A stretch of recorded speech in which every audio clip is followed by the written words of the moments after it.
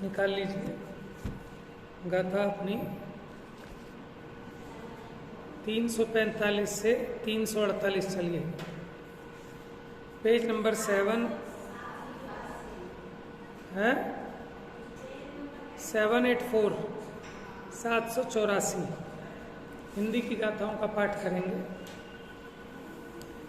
परे आए कुछ से नष्ट जीव, कुछ से न जीव विनष्ट है, इससे करे है वो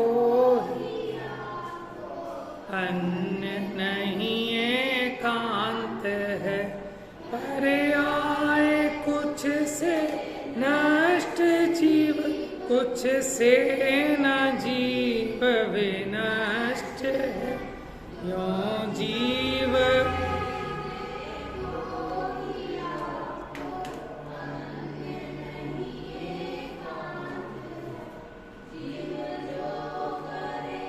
वह भोगता नहीं, जिसका यह सिद्धांत है, अरहंत के मत का नहीं वो जीव मिथ्या दृष्टि। जीव अन्य करता अन्य वेद, जिसका यह सिद्धांत है, अरहंत के मत का नहीं वो जीव मिथ्या दृष्टि।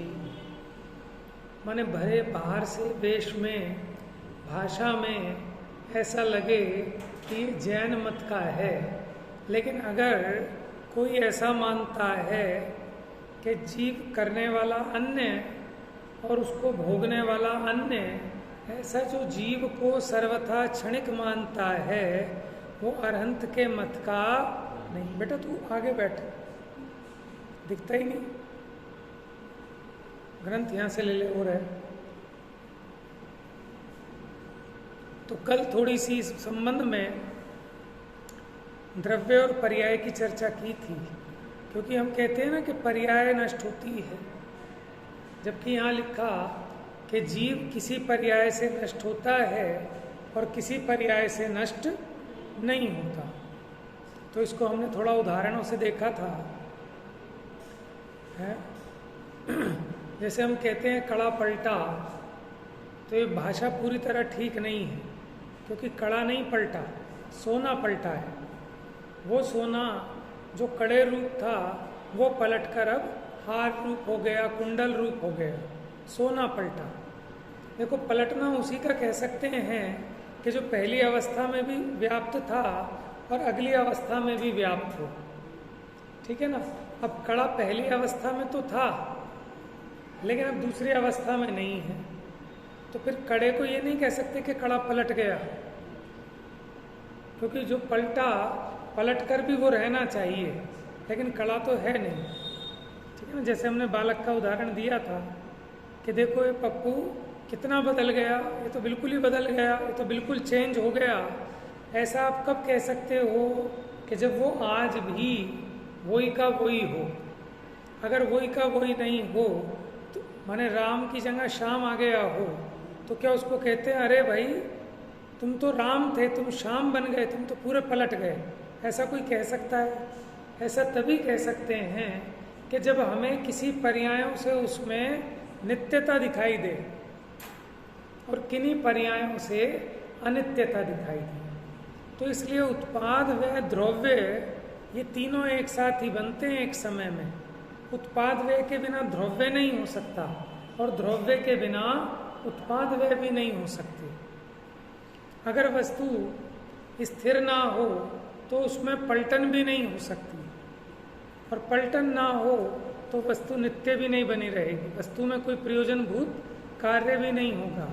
वस्तु को वस्तु नाम मिला है, किस लिए मिला है? वस्तु को वस्तुत्व गुण के कारण। उस गुण का क्या काम है? ज्ञानम। द्रव्य में कितने सामान्य गुण होते हैं? सामान्य विशेष गुणों वाला चैप्टर पढ़ा है?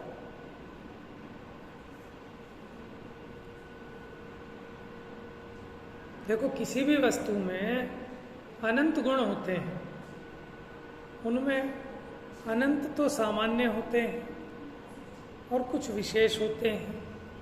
विशेष गुण उन्हें कहते हैं कि जो अपने अपने द्रव्य में तो पाए जाएं, किसी दूसरे द्रव्य में ना पाए जाएं, वो विशेष गुण है।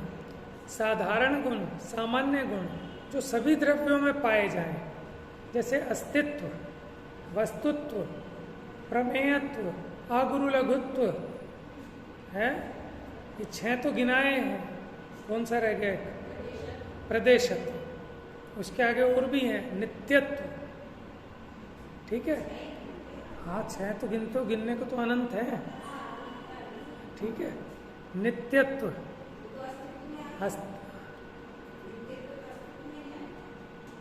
अस्तित्व अलग बात है, ये तो बात सही है कि अगर उसका नित्यत्व ना हो तो अस्तित्व नहीं रहेगा, लेकिन अस्तित्व अलग है, नित्यत्व अलग है, ठीक है। तो ऐसे अनंत गुण हैं जीव में। जीव में क्या? सभी द्रव्य।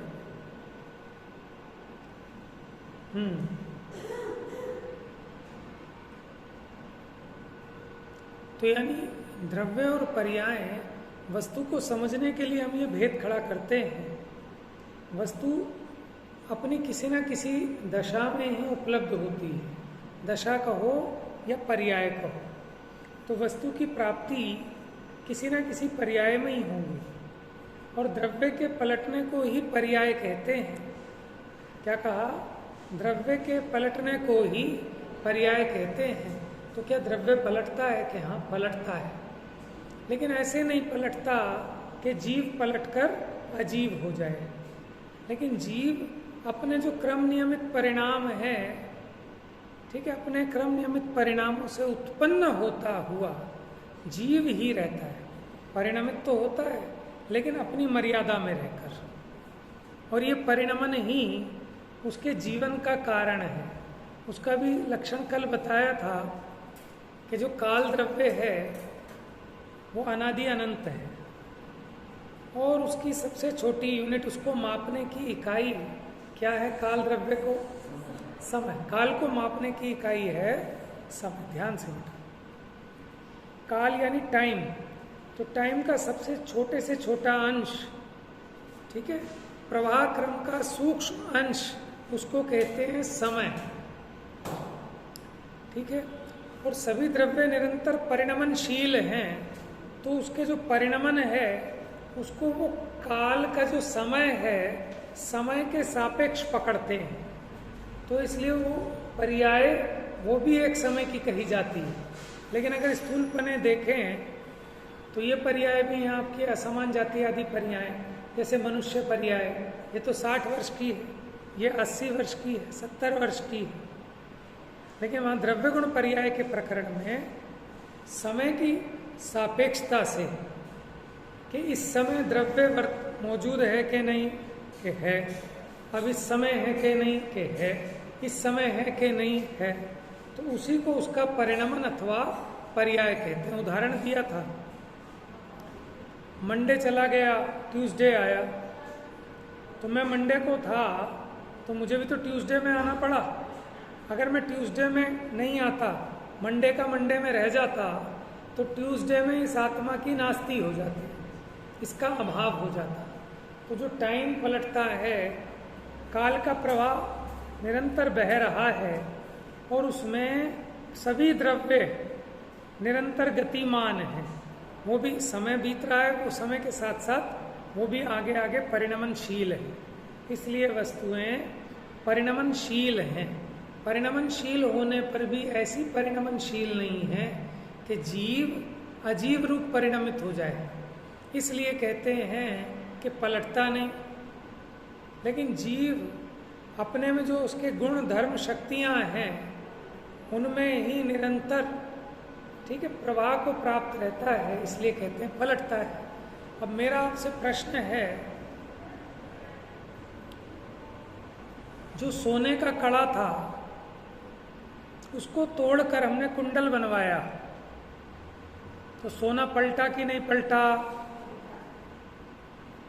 हाँ भाई, सोना पलटा कि नहीं पलटा? सोने के हार को तो सोने के कड़े को तोड़कर कुंडल बनवाए तो सोना पलटा कि नहीं पलटा? तो क्या पलटकर चांदी बन गया, लोहा बन गया? तो सोना ही रहा, सोना कहाँ पलटा? अब अगर हम ये पूछें कि सोना नहीं पलटा तो ठीक है कि गलत है? सही है। और हम कहें कि सोना पलट गया तो भी सही है। अच्छा, हम कहें सोना पलट गया, ऐसा एकांत भी नहीं है, और हम कहें सोना पलटा ही नहीं बिल्कुल भी, ऐसा एकांत भी। बात समझ में आ रही है आपको? हमारे यहाँ तो क्या है कि पलटा, ये बात भी है सच्ची है, क्योंकि वो कड़े रूप दशा से कुंडल रूप दशा, ठीक है, ऐसे पलटा। सोना कड़े रूप दशा को छोड़कर कुंडल रूप पलटा, तो इस अपेक्षा को पलटा है। लेकिन सोना स्वर्णत्व को छोड़कर चांदी या लोहे रूप नहीं पलटा, इस अपेक्षा नहीं पलटा। अब कोई कहे कि साहब ये तो एकांत पलटता ही है, तो ऐसा नहीं है। और कोई कहे कि एकांत पलटता ही नहीं, सो ऐसा भी नहीं। कथनचित पलटता है और कथनचित नहीं पलटता। अपेक्षा आपके ख्याल में होनी चाहिए, यानी स्वर्णत्व की अपेक्षा वो सोना नहीं पलटा, लेकिन कड़े आदि की अपेक्षा वो सोना पलट गया। ऐसे ये जीव है जो इसकी पर्याय हैं, उनकी अपेक्षा ये पलटा, माने नष्ट हुआ, उत्पन्न हुआ। हाँ, पर्याय की अपेक्षा। और हाँ, और किन्हीं पर्यायों की अपेक्षा नहीं पलटा। देखो, अब इसमें ये भी समझने की बात है। अभी आपने बहुत अच्छी बात कही, और सभी यही कहते हैं। आप क्या कह रहे हो कि पर्याय की अपेक्षा पलटा और द्रव्य की अपेक्षा नहीं पलटा। ठीक है, क्योंकि द्रव्यार्थिक नय है और एक पर्यायार्थिक नय है। लेकिन यहाँ आचार्य देव क्या कह रहे हैं, देखो गाथार्थ में, क्योंकि जीव कितनी ही पर्यायों से नष्ट होता है और कितनी ही पर्यायों से नष्ट नहीं होता। अब ये समझने की बात है। आप भी देखना इसको, इस पे भी प्रवचन होंगे।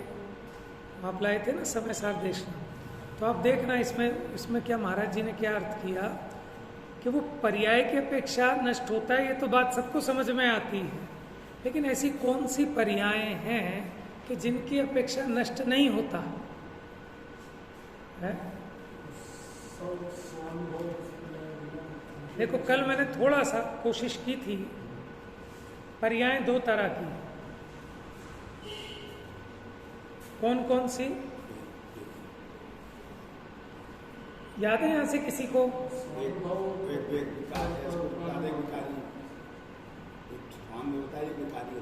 ठीक है, यहाँ कह रहे हैं एक विकारी और एक निर्विकारी। और बताओ, अर्थ पर्याय और व्यंजन पर्याय। और बताओ,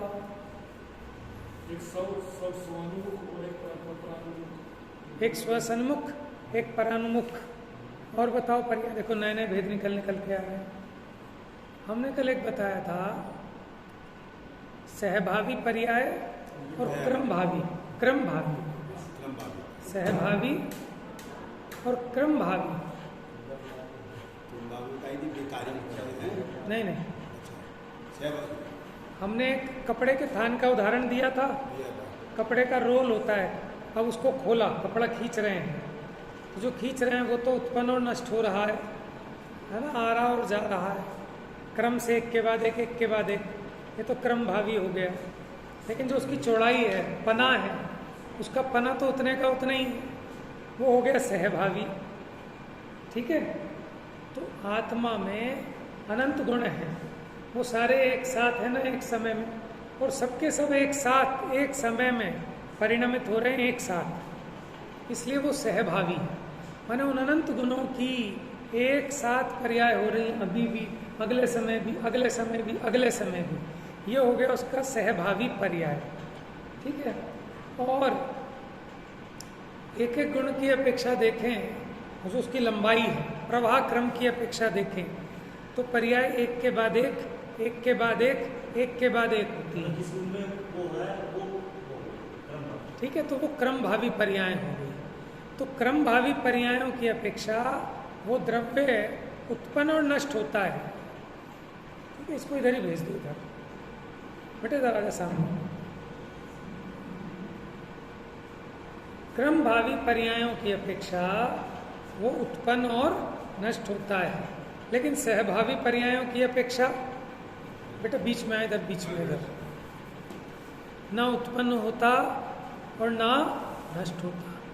जैसे वो जो कपड़े का रोल खोलते हैं, तो जो अभी था वो आगे नहीं, क्योंकि लंबाई रोज नाप नाप के फाड़ रहे हैं, रोज नाप नाप के फाड़ रहे हैं, लेकिन जो चौड़ाई है वो तो वैसी की वैसी है, वो तो वही की वही है। तो लंबाई की अपेक्षा वो कपड़ा नष्ट होता है, लेकिन चौड़ाई की अपेक्षा नष्ट। ये तो उदाहरण है, ज़्यादा उदाहरण की गहराई में मत जाना। उसी प्रकार क्रम भावी पर्यायों की अपेक्षा द्रव्य उत्पन्न और विनष्ट होता है, लेकिन सहभावी पर्यायों की अपेक्षा द्रव्य अनुत्पन्न और अविनष्ट रहता है। पर्याय का मतलब होता है दशा, पर्याय का मतलब दशा। अब जैसे देखो स्वर्ण पलटा, तो पर्यायों की अपेक्षा तो स्वर्ण पलटा कि कड़े रूप पर्याय का अभाव हुआ और कुंडल रूप पर्याय का उत्पाद हुआ, लेकिन उसमें एक पीलापन है, वो भी तो उसकी दशा है, वो भी तो पर्याय है। पीलापना, चिकनापना, समझ में आया, नरमपना उसमें, तो ये भी तो उसकी दशाएं हैं। इन दशाओं की अपेक्षा चाहे वो कड़ा हो, कुंडल हो, हार हो, वो तो वैसे का वैसे ही रहा। तो ये बात समझ में आई। इन्हीं पर्यायों की अपेक्षा, देखो ये तो हमने सुनी थी कि द्रव्य की अपेक्षा नष्ट नहीं होता और पर्याय की अपेक्षा नष्ट होता है, लेकिन यहाँ क्या कह रहे हैं कि किन्हीं पर्यायों की अपेक्षा नष्ट होता है और किन्हीं पर्यायों की अपेक्षा नष्ट नहीं होता। बात आई कुछ समझ में? नहीं आई? किस किस को नहीं आई ईमानदारी से पूछ लो। एक बार दोबारा, हाँ एक बार दोबारा रिपीट करेंगे, क्योंकि मुझे भी संतुष्टि नहीं होती। देखो उदाहरण उस पर समझते हैं, कड़े पे और कुंडल पे। ये उदाहरण समझ में आ रहा है? सोना नष्ट हुआ कि नहीं हुआ? यहाँ हुआ, कड़े की अपेक्षा नष्ट हुआ, क्योंकि कड़ा नष्ट हुआ ना। चलो कड़ा नष्ट हुआ, ठीक है, है ऐसा है। अच्छा बताओ, हम पूछ रहे हैं सोने का कड़ा नष्ट हुआ कि नहीं हुआ? है नष्ट होके कहाँ चला गया? गया कहाँ कड़ा नष्ट होके? अब कड़े की बात बताओ, मैं सोने की मत करो अभी। किसमें? कोई परिवर्तन हो गया, माने चीज वही रही। हाँ अच्छा, आपको एक बात और बताऊं, आपको सोना पोना छोड़ो अभी, आप बताओ कड़ा था, कड़ा पलटकर कुंडल बन गया, इतनी सी तो बात है। आपको पहले कड़ा दिख रहा था, अब कुंडल दिख रहा है, यही बात है ना। तो आपको तो दशा ही दिख रही है, आपको तो दशा ही दिख रही है। दशा माने उसकी पर्याय, ठीक है। अब हाँ, तो ऐसे वो कड़ा, कोई पूछे कहाँ चला गया कि कुंडल में, इतने से कुंडल में इतना बड़ा कड़ा चला गया, कैसी बात कर रहे हो? चला जाएगा है? मैं इसलिए ऐसे प्रश्न कर रहा हूँ क्योंकि बात बड़ी सूक्ष्म और गंभीर है, आपको बड़ी अटपटी लग रही हो, लेकिन आपकी बुद्धि सोचने को मजबूर हो, इसलिए मैं बार बार वो बात पूछ रहा हूँ, ठीक है ना, घुमा घुमा कर, ताकि आप अच्छे से उसमें पारंगत हो जाए। आपको कंसेप्ट देना है मैंने, ये तो उदाहरण है तो छोड़ देना, लेकिन आपको कंसेप्ट ये क्लियर करना है कि द्रव्य ही नष्ट होता है, द्रव्य ही उत्पन्न होता है, पूर्व पर्याय की अपेक्षा नष्ट होता है, ठीक है। और वर्तमान पर्याय की अपेक्षा वैसा का वैसे ही, ना उत्पन्न हुआ ना नष्ट हुआ, ये भी एक अपेक्षा है। दूसरा बताया क्रम भावी पर्याय की अपेक्षा नष्ट हुआ, सहभावी पर्याय की अपेक्षा नष्ट नहीं हुआ। अब तीसरा मैं उदाहरण से समझा रहा हूँ जैसे कड़े पने की अपेक्षा तो नष्ट हुआ सोना, और कुंडल पने की अपेक्षा उत्पन्न हुआ, क्योंकि सोना और कड़ा अलग अलग नहीं है। आप उसे कड़ा बोलो या सोना बोलो, एक ही बात है, ठीक है ना। कड़ा नष्ट हुआ, सोना नष्ट हुआ, वो इसी सेंस में कह रहे हैं कड़े की अपेक्षा। अब सेठानी रोती है, उसका कड़ा मुड़ गया, तो सेठानी दुखी होती है कि मेरे इतने अच्छे कड़े थे, सेठ जी ने सारे नष्ट करा दिए। सेठ जी को दुख नहीं होता, क्यों? क्योंकि उन्हें पता है कड़े का कुछ नहीं बिगड़ा, अब उसका बिस्किट बन गया। कड़े को तो मैं पहन लेती थी, बिस्किट तो खाया भी नहीं जा सकता, इस बिस्किट का क्या मैं अचार डालूँ? लेकिन सेठ जी को कोई दिक्कत नहीं है, क्यों? क्योंकि सेठ जी को खबर है कि जब ये कड़ा था तब भी वास्तव में सोना ही था, अब आज बिस्किट है तो भी सोना है। ये सेठानी कल को हार बनवा लेगी तो भी सोना ही रहेगा, इसलिए वो भयभीत नहीं है। लेकिन सेठानी भयभीत है क्योंकि उसको तो कड़ा ही कड़ा दिख रहा था। वो एकांत कड़े के नष्ट होने पर मेरा गहना नष्ट हो गया, मानो सोना ही नष्ट हो गया, ऐसा वो मान रही थी। ऐसी क्षणिकवादी एकांतमती पर्याय के नष्ट होने पर द्रव्य का ही सर्वथा नाश मान लेता है। अगर द्रव्य का सर्वथा नाश हो गया होता तो अगले समय में अगर मानो वो सोना सर्वथा नष्ट हो गया होता कड़े के साथ, तो फिर ये कुंडल कहाँ से बनता? मनुष्य दशा के साथ अगर ये जीव मर गया होता, नष्ट हो गया होता, तो फिर ये देव कहाँ से उत्पन्न होता? तो इसलिए एक ध्रुव्य, कल हमने एक परिभाषा कही थी ना, ध्रुव्य किसे कहते हैं, किसी ने ढूंढी? उत्पाद व्यय और हाँ, तो ध्रुव्य क्या चीज है? रहने वाला स्थिरता। लेकिन उसकी परिभाषा दी है जैन सिद्धांत प्रवेशिका में गुरु गोपाल दास जी वरैया ने। इसको होमवर्क दिया था मैंने, ये किया नहीं इसने। ऐसे नहीं ना, ये तो हम स्वरूप कह रहे हैं, परिभाषा अलग बात होती है, वो निबद्ध होती है। मुझे थोड़ी सी याद है, ठीक है, इसलिए लेकिन मैं पढ़ के ही बताना चाहता हूँ आपको। उसमें लिखा प्रत्यभिज्ञान की कारणभूत द्रव्य की अवस्था की नित्यता को ध्रुव्य कहते हैं। क्या कहा? अवस्था की नित्यता को। अवस्था माने पर्याय, पर्याय की नित्यता को ध्रुव्य कहते हैं। ये बड़ी गजब की बात है, अटपटी। हम तो ये समझते हैं कि ध्रुव्य माने द्रव्य और उत्पाद व्यय माने पर्याय, लेकिन वहाँ तो परिभाषा में ये गिना रहे हैं कि प्रत्यभिज्ञान की कारणभूत द्रव्य की किसी अवस्था की नित्यता को ध्रुव्य कहते हैं। माने कल हमने इशारा किया था कि जो ध्रुव्य है वो भी उसका परिणाम है। किसका? द्रव्य का। अब देखो थोड़ा सा समझना इस एंगल से। एक होता है अंश, क्या? एक होता है अंशी, ठीक है, जैसे फल, फूल, शाखा, पत्ता, ये है अंश, वृक्ष का अंश। और जो पूरा वृक्ष है वो है अंशी। अंशी माने उसका पूरा समुदाय। बात समझ में आ रही है आपको अंशो अंशी की? क्या वृक्ष पे घटित करके बताओ। जैसे बीज को माने हाँ, अंश, जैसे बीज अंश है, अथवा फूल वो अंश है, पत्ता वो अंश है, ये पूरा पेड़ एक पार्ट है उसका, अंश है, ठीक है। और जिसका वो पार्ट है, ऐसी वो पूरी वस्तु वो कहलाएगी अंशी, ठीक है। अब आप बताओ द्रव्य और पर्याय में अंश कौन है? द्रव्य अंश है या पर्याय अंश है? अच्छा देखो कैसे पता लगा सकते हैं। वो पर्याय वो हो गया नहीं, बताओ। जो बीज है वो तो है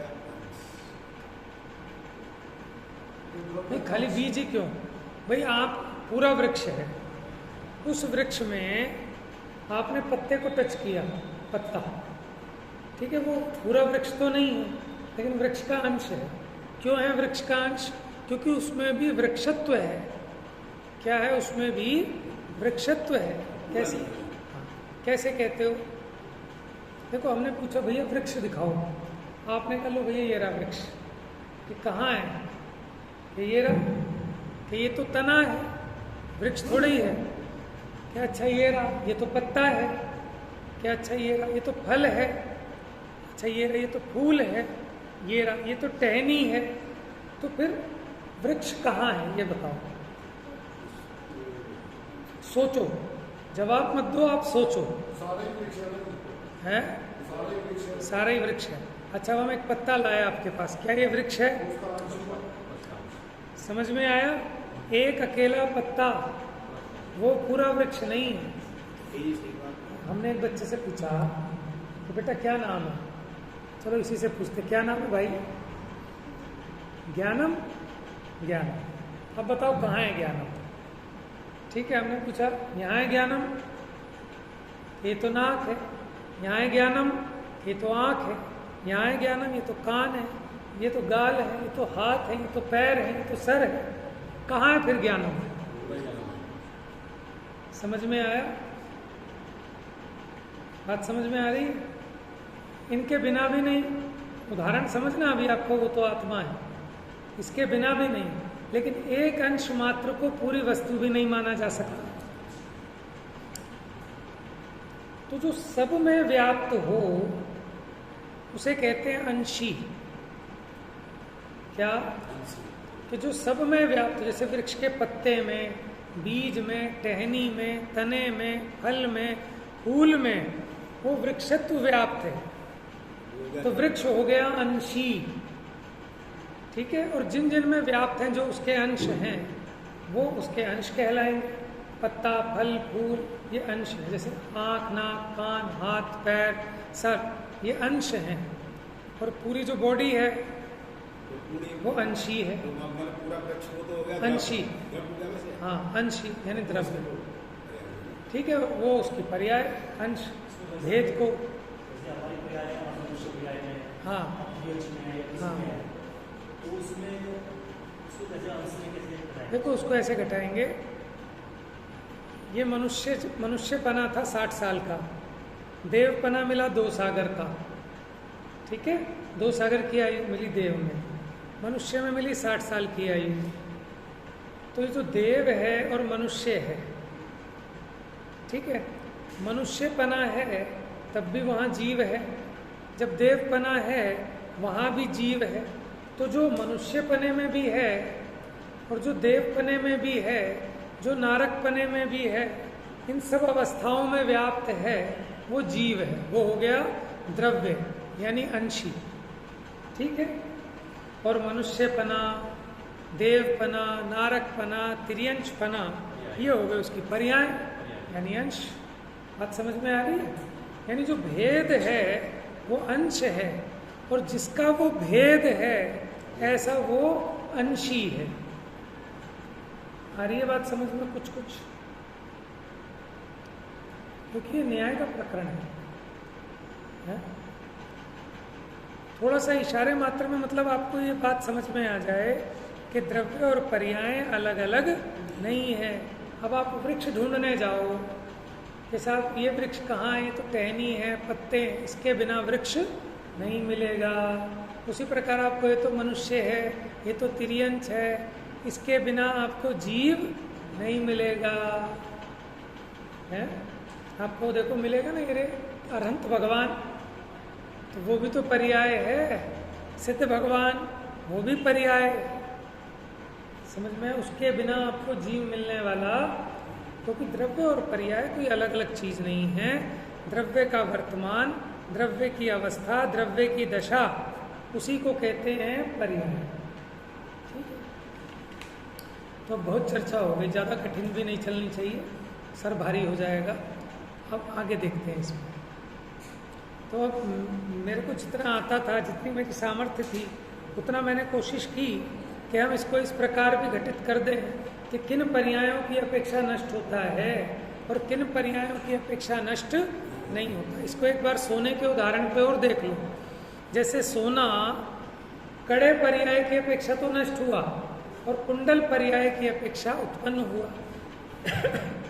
लेकिन उसी समय जो पीलेपन वाली पर्याय है उसकी अपेक्षा ना तो नष्ट हुआ ना उत्पन्न हुआ, वैसा का वैसा रहा।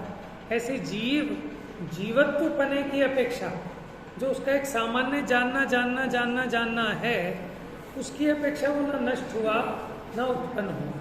वैसा वो लगता है वो भी नहीं हुई, वो वैसे ही वैसे रही, सोने की लगता है नहीं ब्लैंक, वो वैसे रहे। तो अब आप ही देखो, आपको ये बात समझ में आ रही है कि परिणमता भी है और नहीं भी परिणमता, पलटता भी है और नहीं भी पलटता, इसी का नाम अनेकांत है।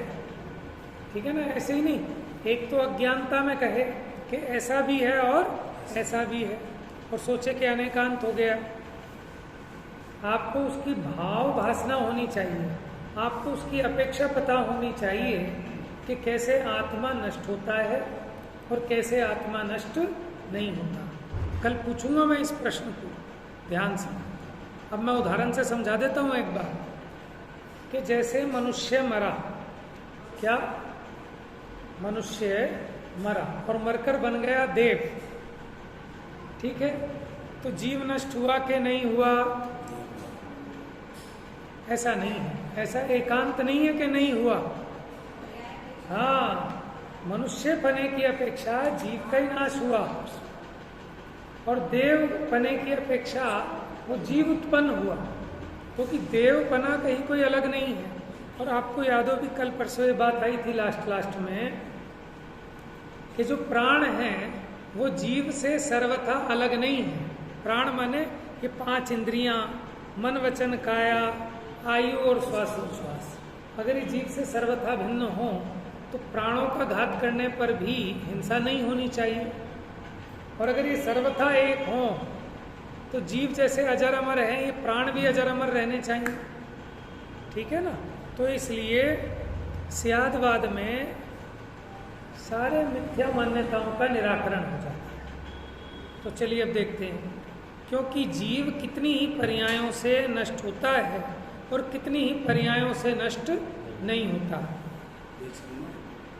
784 इसलिए जो भोगता है वही करता है, अथवा भोगता कोई और है और करता कोई दूसरा ही है, ऐसा एकांत नहीं है। हमारे हिसाब से तो दोनों बातें सिद्ध होती हैं। पर्याय की अपेक्षा देखें तो किया किसी ने, भोगा किसी ने।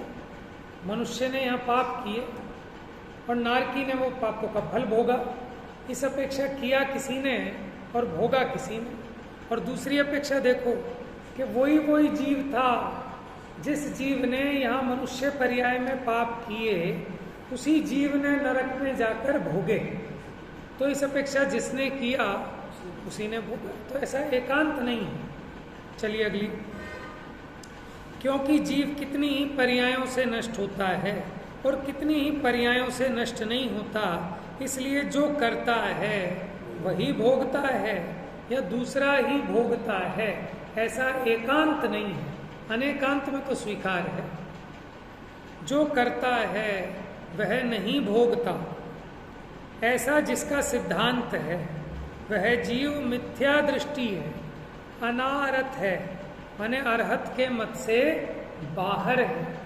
क्योंकि भैया अनाचार मच जाएगा। क्यों? क्योंकि उसको पता है कि अभी अभी है, मौज ले लो, कल का किसने देखा। जिस मर्जी को लूट खसोट कर लो, दुनिया भर का अनाचार फैल जाएगा अगर आप इस बात को ना माने कि जिसने किया है वही भोगता है। अगर इस बात का सर्वथा निषेध करोगे तो फिर संसार में अनाचार, महा अनाचार मच जाएगा। कोई कहेगा भोगेगा तो कोई दूसरा, भाई साहब देना जरा 10 लाख, अभी आपसे छीन लेगा, आपकी चैन छीन लेगा, आपका सामान छीन लेगा। क्यों? कि पुलिस जो डंडे मारेगी वो तो कोई दूसरा होगा, मुझे मारेगी नहीं। क्यों?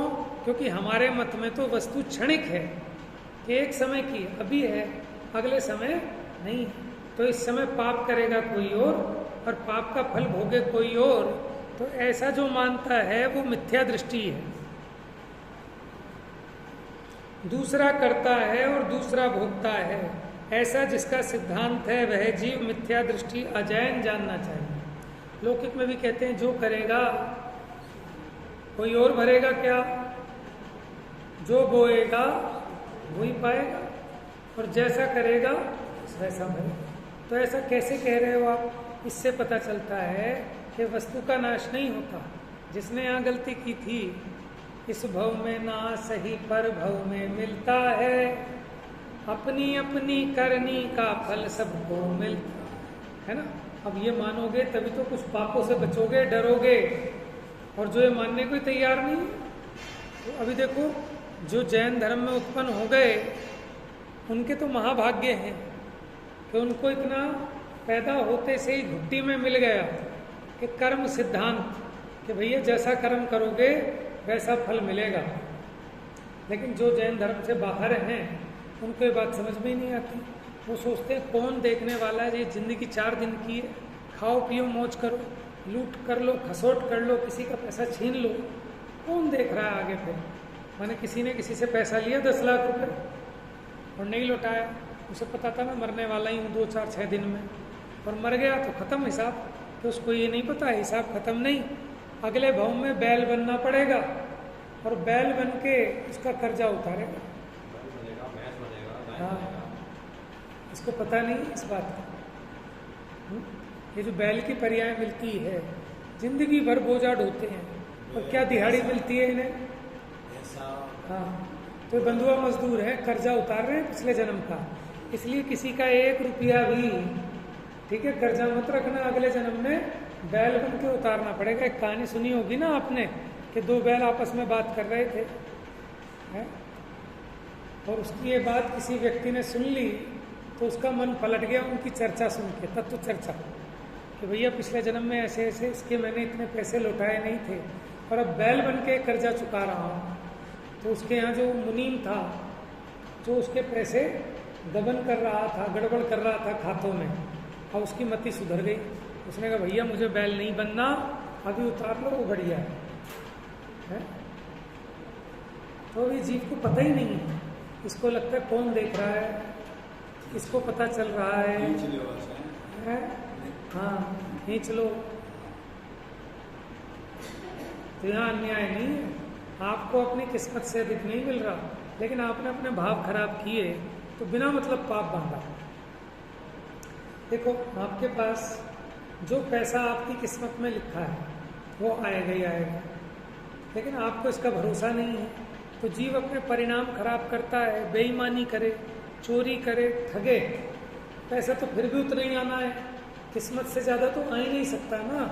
लेकिन अपने जो इसने परिणाम बिगाड़े, अब उसका फल ये होगा कि अगले भाव में दरिद्री बनेगा, है, और उसका कर्जदार रहेगा। अभी भी देखो जगत में पूरे दिन कटोरा हाथ में लेके घूमते हैं और कितनी दीनता प्रकट करते हैं, हाथ जोड़ते हैं, फिर भी कोई 2 पैसे दे के राजी नहीं है। कुछ ना कुछ तो किया होगा जिसका ये फल है। और एक व्यक्ति ऐसा है कि जहां हाथ डालता है वहीं सोना बरसने लगता है। ऐसा क्या कर लिया उसने, बताओ? है ना, पहले का, इसका मतलब वो पहले भी था। वस्तु की नित्यता की सिद्धि होती है इस बात से, कोई राजा के यहाँ पैदा हुआ और ये गरीब रंग के यहाँ क्यों पैदा हो गया, यानी पिछले जन्म का इसका कुछ किया धरा है, लेन देन सब। तो जितना इसको जितना पता होगा ना, वो व्यक्ति पापों से भयभीत रहेगा, वो कभी अपना व्यवहार खराब नहीं करेगा।